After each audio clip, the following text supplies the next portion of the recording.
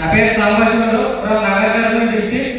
Before district నేను Nagarjuna Sagar AP residential degree కాలేజ్లో degree చేసి ఆ తర్వాత ఎంబీఏ చేయాలని చెప్పి common admission test national level entrance exam రాసి ఐఐఎంలో లేదంటే టాప్ స్కూల్స్లో సీట్ వస్తే మంచిగా ఎంబీఏ చేసిన తర్వాత కార్పొరేట్ లెవెల్లో వెళ్దామని ఆ ఎగ్జామ్ కూడా క్వాలిఫై అయ్యి ఐఐఎంలో రాలేదు. టాప్ స్కూల్ ప్రెసిడెన్సీ కాలేజ్ బెంగళూరులో వచ్చింది. అక్కడ 2 years ఎంబీఏ చేసిన. అదే టైంలో అక్కడ ఉన్న సార్ వాళ్ళు కొంతమంది చెప్పడం చేత అక్కడ 2 years కోర్సులో MBA finance and logistics complete చేసి ఆ తర్వాత CPA central certified public accountant అని యూఎస్ టాక్సేషన్ అది కూడా కంప్లీట్ చేస్తే తర్వాత స్టేట్స్కి వెళ్ళొచ్చు. ఒక 5 years ఎక్స్పీరియన్స్ తర్వాత స్టేట్స్కి వెళ్ళొచ్చు అని చెప్పడం చేత ఆ కోర్సు కూడా చేస్తూ ఉన్నా. అదే టైంలో నాకు ప్లేస్మెంట్లో ఒక 30,000కి ప్లేస్ అయ్యాను కంపెనీలో. అట్లా టైంలో ఇంటికి రావడం చేత నేను ఆ కంపెనీకి వెళ్ళలేదు, అక్కడ జాబ్లో జాయిన్ కాలేదు. ఆ తర్వాత మన తెలంగాణ గవర్నమెంట్కి వెళ్ళి నోటిఫికేషన్ రావడం చేత ఇట్లా జాబ్కి వెళ్ళలేదు కదా, ఇక్కడ మనం చదువుతాం కదా, ఒకవేళ ఇక్కడ కూడా ట్రై చేద్దాం అన్నట్టు గ్రూప్స్ ప్రిపరేషన్ స్టార్ట్ చేసిన. నాగర్ కర్నూలునే ఒక ఎస్హెచ్ఓ సార్ ఆ సార్ దగ్గరికి ఎవ్రీ ఈవినింగ్ డైలీ అక్కడికి వెళ్ళి కోచింగ్ తీసుకొని అక్కడ గ్రూప్స్ ప్రిపేర్ అయ్యే టైంని ఆ టైంలో గ్రూప్ 1, 2, 3, 4 అన్నీ అప్లై చేశాను. చేసి ప్రిపేర్ అవుతున్నా. మనకి ఎగ్జామ్స్ పెడుతున్నారు. ఒక 2 times కూడా రాశాను. లీకేజ్ల కారణంగా రద్దు అయిపోయాను. అదే టైంలో ఇంటి దగ్గరే ఉన్నా కాబట్టి మా ఫాదర్ అగ్రికల్చర్ చేస్తాడు, అక్కడ కొంచెం హెల్ప్ చేసుకుంటూ ఇక్కడ గ్రూప్స్ ప్రిపేర్ అయ్యే టైంలో అప్లైనర్ రమేష్ రెడ్డి సార్ ద్వారా నాకు గ్రేట్ ప్లాట్ఫామ్ అనేది పరిచయం అయింది. మా ఊరికి వేరే వాళ్ళకి హోమ్ మీటింగ్ ప్లాన్ చెప్పడానికి వచ్చినప్పుడు అక్కడ మనకు వచ్చినప్పుడు ఇంకా ఎవరైనా ఉంటే పిలవండి అని చెప్తారు కదా, అలా మా ఇంటి పక్కలో హోమ్ మీటింగ్ వస్తే అక్కడ నేను వెళ్ళి వినడం జరిగింది. అక్కడ ఆ రోజు విని జాయిన్ అయ్యాను. బట్ మీటింగ్ రావడానికి కొంచెం టైం తీసుకున్నా. ఇలాంటి స్టూడెంట్స్ మైండ్ సెట్ సభ్యులు అవుతుంది కదా, ఇప్పుడు ఇది చేద్దాం తర్వాత అది చేద్దాం అన్నట్టు ఒకే దాని మీద కాన్స్టెంట్ ఉన్నారు కాబట్టి అలా అయిపోయింది. తర్వాత కొన్ని బిఎస్సీ మీటింగ్లు అటెండ్ అయ్యి నాకున్న నాలెడ్జ్తో కొంతమందికి చెప్పడం స్టార్ట్ చేసిన. అయితే వాళ్ళు ఏమంటున్నారంటే మనకి అక్కడ బెంగళూరులో చదివాము, సాగర్ వెళ్ళాము, తర్వాత ఇప్పుడు ఏదో సబ్బుల కంపెనీలో వస్తున్నావు, అసలు ఏం చేస్తున్నావు అన్నట్టు కొంచెం ఇట్లా మాట్లాడారు.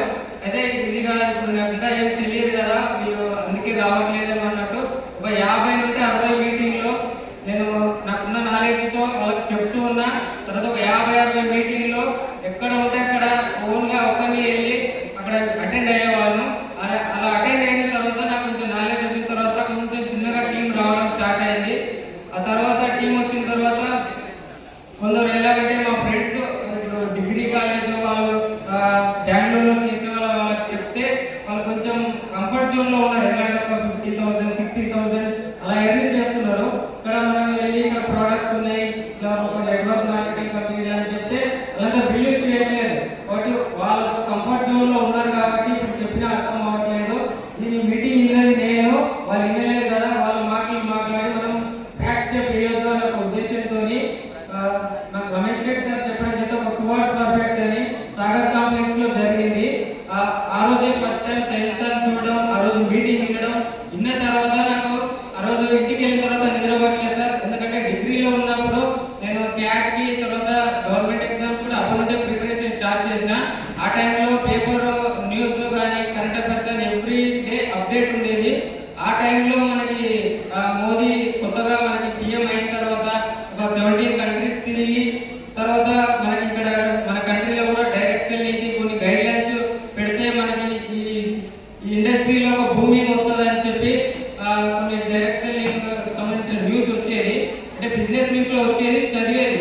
ఆ సార్ సైనిల్ సార్ మనకి మీటింగ్లో షార్ట్ ఫార్మేట్లో ఆ డేట్స్ కానీ ఇట్లా మోడీ సార్ ఇట్లా వెళ్ళి 17 countries తిరిగి వచ్చి ఇలా చెప్పి కానీ చెప్తా ఉంటే నాకు అప్పుడు చదివిన న్యూస్ గుర్తుకొచ్చింది. అదే నిజమే కదా, అక్కడ మోడీ అలా చేసిండు, తిరిగి వచ్చిన తర్వాత మనకి గైడ్లైన్స్ చేసిండు, అది నేను కూడా చదివిన కదా అని అప్పటి నుండి పట్టుకొని ఇంటికి వెళ్ళి ఆ రోజు నాకు నిద్ర పట్టలేదు సార్. ఆ రోజు నుండి నేను అనుకున్నా ఇప్పుడు ఒక డెసిషన్ తీసుకుంటే నెక్స్ట్ 5 years ఎలా ఉండాలి అనేది నేను ఒక డ్రీమ్ చేసుకొని అప్పటి నుండి ఫుల్ టైమ్గా దీన్ని టేకప్ చేస్తున్నా. తర్వాత మా ఫ్రెండ్స్ కూడా కొందరు చెప్తున్నా, అయితే కొందరు బిలీవ్ చేస్తున్నారు, కొందరు అప్పుడే రావట్లేదు. ఎందుకంటే వాళ్ళు 15,000, 20,000